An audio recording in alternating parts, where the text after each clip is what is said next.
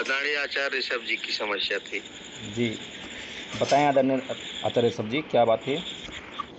मतलब कि हुआ था ऐसे कि आचार्य, जैसे कि बगल वाला रूम है तो उसमें झाड़ू में लगाता हूँ। तो समय मैं झाड़ू लगा रहा था, समय था 11-12 बजे के साथ। तो काफी ज्यादा धूप भी पड़ रही थी, तो मैं काफी ज्यादा पसीना आ चुका था, तो मैं परेशान हो गया झाड़ू लगाकर। अब परेशान से हो गया तो मैं बाहर निकल के आया अपने दूसरे कमरे में। तो मैंने अपनी छोटी बहन से कहा कि खुशबू तो मुझे मतलब कि जो डस्टबिन होता है ना उसे ला कर दे दो, तो मैं कूड़ा भर दूं। मैंने पहली बार कहा, दूसरी बार कहा, तीसरी बार कहा, उन्होंने सुना नहीं।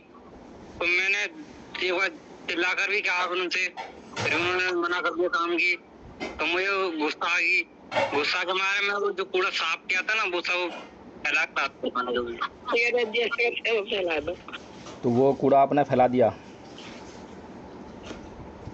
जी आचार्य जी। जी, तो अपराध तो आपसे हो गया ये। अगर आप खाली गुस्सा कर लेते तो गुस्सा करने तक भी सीमित रहते, तब भी कोई बात ना रहती कि चलो आपने जो है देखा और गुस्से को पहचान लिया, कम से कम आपने जो है जो उससे नुकसान होना था वो बचा लिया। लेकिन कुछ भी बचा नहीं, गुस्सा आपके चित्त में था, वो बाहर आया और बाहर आने के बाद जो है उसने नुकसान भी कर दिया, परिणाम में दे दिया। तो अपराध तो पूरा हो गया। लेकिन एक सबसे महत्वपूर्ण बात जो हुई है, जो आपकी उम्र है, कितनी उम्र है आपकी? आचार्य जी 17 साल। 17 साल। तो कितने लोग हैं जो इस उम्र में सीलों के पालन पर जोर देते हैं? तो आपने इस उम्र में जो है सीलों का पालन करने के लिए आप अग्रसर हुए हैं। आपने सोचा कि मैं भी सीलों का पालन करूं और अपने जीवन को जो है इन विकारों से मुक्त करूं और अपने जीवन में अच्छे परिणाम लेकर आऊं। तो ये बात जो है आपके लिए बहुत ही महत्वपूर्ण है। और वैसे तो अगर कोई आचार्य अगर ये काम करता तो निश्चित रूप से उसको दंड मिलता, लेकिन आचार्य आप भी हैं, आपको भी दंड मिलना चाहिए। लेकिन मैं ये समझता हूँ कि जो आपकी उम्र है उसके मद्देनज़र और जो आपका संकल्प है उसके मद्देनज़र जो है आपको दंड नहीं बल्कि आपको इनाम मिलना चाहिए। तो मैं संघ के सामने प्रस्ताव करता हूँ कि इस अपराध के लिए दंड क्या है? वैसे कुछ विधान है क्या अपने पास, कोई नियम है? कोई आदरणीय बताएं हैंड रेज करके कि ये जो अपराध है सीलों का टूटना, नियम का टूटना, क्या इसके अंदर क्या दंड का विधान है? जी बताएं धमपत आईडी से। जी जय भीम, नमो बुद्धाय सभी आदरणीय प्राचार्य संबंधियों को। जी आदरणीय, इनके लिए दंड ये है कि समय से मीटिंग को ज्वाइन करें। नहीं, मैंने पूछा है कि हमारे पास कोई नियम है क्या कि कितना दंड मिलना चाहिए इनको? अब ये तो स्टूडेंट है, अब इन पे नियम तो नहीं हम दे सकते। नहीं, मैंने ये नहीं पूछा है तो दंड नहीं दे सकते आचार्य जी, मैंने ये नहीं पूछा है कि दंड दे सकते नहीं दे सकते। मैंने पूछा है कि इस दंड के लिए क्या दंड निश्चित है, इस अपराध के लिए क्या दंड निश्चित है? प्राचार्य राम बहादुर जी आप बताएं। जी ऐसा कोई नियम अभी तो नहीं बना है जी आदरणीय। जी जी आचार्य सतेंद्र जी आप बताएं।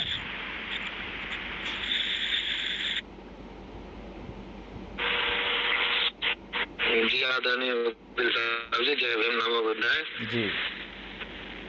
एक शायद ये पढ़े थे कि 100 रुपया का जो फाइन था पहला फर्स्ट में ऐसी गलतियां होती है तो। जी जी जी मुझे नहीं याद। जी, जहाँ पर किसी भी प्रकार से किसी भी अपराध के लिए कोई दंड निश्चित नहीं किया गया है, वहाँ पर मिनिमम कम से कम जो है 100 रुपये का दंड है, ऐसा नियम है हमारे पास। तो उसी नियम के अंतर्गत मैं चाहता हूँ कि आचार्य ऋषभ जी को 100 रुपये का इनाम दिया जाए, ताकि उन्हें जो है सीलों पर लगातार काम करने के लिए उन्हें प्रोत्साहन मिले, उनका उत्साहवर्धन हो और समाज में भी ये मैसेज जाए कि धम्मपद संघ के साथ में मिलकर जो लोग सीलों का पालन करना चाहते हैं, जो लोग सीलों का पालन करेंगे, नियमों में बंधकर अपने जीवन को उन्नति की तरफ ले जाना चाहते हैं, उनको भी उत्साह और प्रोत्साहन मिलता रहे। तो मैं संघ के समक्ष प्रस्ताव प्रस्तुत करता हूँ कि आदरणीय आचार्य ऋषभ जी को 100 रुपये का इनाम दिया जाए। क्या संघ को यह मंजूर है? यदि किसी भी सदस्य को, आचार्य को, प्राचार्य को यदि यह जो सज़ा है यदि मंजूर ना हो तो हैंड रेज़ करें, कृपया हैंड रेज़ करें, कृपया हैंड रेज़ करें। जी, बहुत बहुत साधुवाद। सर्वसम्मति से संघ ने यह निर्णय किया है। अब आदरणीय आचार्य ऋषभ जी, मैं आपसे जानना चाहता हूं और आपको बताना चाहता हूं कि आपसे यह अपराध क्यों हुआ। ये जो आपने जो हिंसात्मक, और आपने बोला कि नमन का उल्लंघन हुआ है। पूछा यह गया था कि कौन सा सील टूटा। सील हमारे पास 5 हैं, जो पंचशील जिन्हें आप जानते हैं। पहला सील, मैं हिंसा से व्रत रहने की शिक्षा ग्रहण करता हूँ।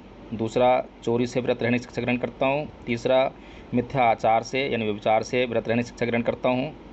चौथा, मैं झूठ बोलने से व्रत रहने की शिक्षा ग्रहण करता हूँ। और पांचवा, मैं नशा और प्रमाद से दूर रहने की शिक्षा ग्रहण करता हूँ। तो ये 5 सील हैं। इनमें से ही हमें तय करना होता है कि मैंने कौन सा सील तोड़ा। इसके अलावा संघ के द्वारा बनाए गए नियम हैं, उनमें से भी देखना पड़ता है कि मैंने उनमें से कौन से नियम का उल्लंघन किया है। तो जब भी पवारना विधि का आयोजन हो संघ के द्वारा, तब प्रत्येक सदस्य को जो है जो 5 सील हैं वे और संघ के द्वारा बनाए गए नियम, उनको दोनों को मिलाकर जो है जांच करनी पड़ती है। यदि किसी को यह उत्साह, ये प्रेरणा आए अपने भीतर से कि मुझे अपने इस जो नियम या जो सील का उल्लंघन मेरे से हुआ है उसको संघ के सामने स्वीकार करना है, तो वो ऐसा कर सकता है। तो आज जो आपसे अपराध हुआ है वो पहले सील के उल्लंघन के कारण हुआ है। आपने पहले सील का उल्लंघन किया है। जो चित्त में क्रोध था, क्रोध जो है हिंसा की जननी है, यहीं से हिंसा पैदा होती है। तो आपके भीतर ये जो क्रोध आया, क्यों आया, इसका कारण आपको पता है क्या? आदरणीय आचार्य ऋषभ जी, क्या आपको मालूम है कि ये क्रोध क्यों आया? जी आचार्य जी, क्रोध इसलिए आया मतलब कि उन्होंने मेरी बात नहीं सुनी। नहीं, ये बात आपकी जो है आंशिक ठीक है कि उन्होंने आपकी बात नहीं सुनी। आपको क्रोध इसलिए आया क्योंकि आपने अपनी बहन से अपेक्षा की कि जो मैं कह रहा हूँ वो उसको मानना चाहिए। ऐसा ही हुआ ना? जी आचार्य जी।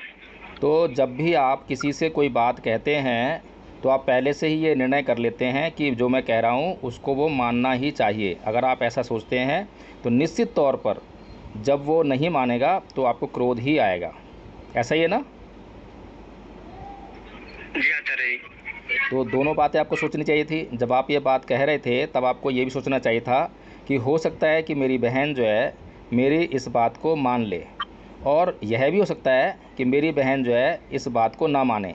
अगर दोनों बातें आपने जो है सोची होती और दोनों बातों को आपने स्वीकार किया होता तो मैं ये सोचता हूँ कि फिर आपको क्रोध नहीं आया होता। ऐसा ही है? जी आचार्य, सही है आपका। जी, तो अब आगे से क्या करेंगे आप? आगे से आचार्य जी ऐसी उपेक्षा नहीं रखेंगे, मतलब कि उपेक्षा नहीं, अपेक्षा। हम अपेक्षा, हाँ, हम किसी से भी अपेक्षा तो रखेंगे लेकिन अपेक्षाओं के परिणाम पर भी गौर करेंगे, क्योंकि हम सामाजिक जीवन जीते हैं। घर में, परिवार में, समाज में हम गृहस्थ लोग हैं, तो अपेक्षाओं का जीवन है हमारा।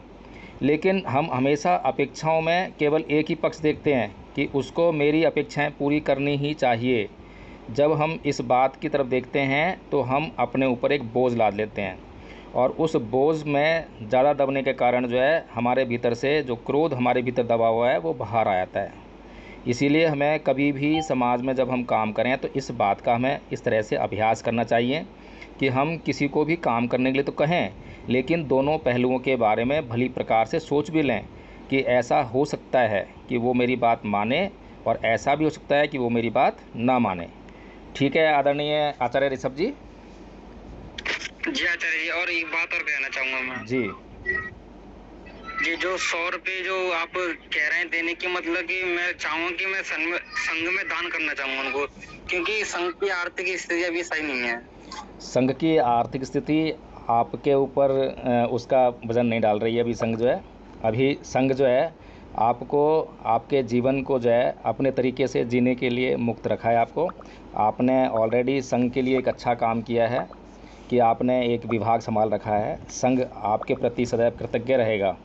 तो अभी 100 रुपये आपको जो है संघ की तरफ से स्वीकार करने ही पड़ेंगे, और उस 100 रुपये से जो है आप अपनी बहन के लिए कोई अच्छी सी चीज़ लेकर आएँ, कोई गिफ्ट लेकर आएँ और उसे क्षमा भी मांगें। करेंगे साहब? जी आचार्य जी, ऐसे करूँगा। तो उसका फिर क्या परिणाम रहेगा? अगर आप ऐसा करेंगे तो क्या होगा? आचार्य जी, मुझे भी मत अच्छा लगेगा और मेरी छोटी बहन को भी अच्छा लगेगा। हाँ, और वो घटना जो है आपके भीतर से जो उसका दुष्प्रभाव था वो हमेशा हमेशा के लिए निकल जाएगा, है ना? जी आचार्य जी। जी, तो मैं अपने अकाउंट से आपको जो है 100 रुपये आपके अकाउंट में भेज दूंगा, जो कि मैं संघ के ऊपर जो है बाद में आदरणीय आचार्य अरुण जी को सूचित कर दूंगा, तो संघ मुझे बाद में दे देगा। ठीक है? और कोई समस्या आपकी? जी आचार्य जी, और कोई समस्या नहीं। ठीक है। और जब भी आप संघ में अपनी बात रखें तो घबराहट में या जल्दबाजी में मत रखें, हमेशा समय लेकर बात रखें। समय अधिक ले लिया जाए कोई बात नहीं, लेकिन बात जो है घबराहट में नहीं होनी चाहिए, चंचलता में नहीं होनी चाहिए, जल्दबाजी में नहीं होनी चाहिए। इस बात का भी आप ख्याल रखें। ठीक है जी? जी आचार्य जी।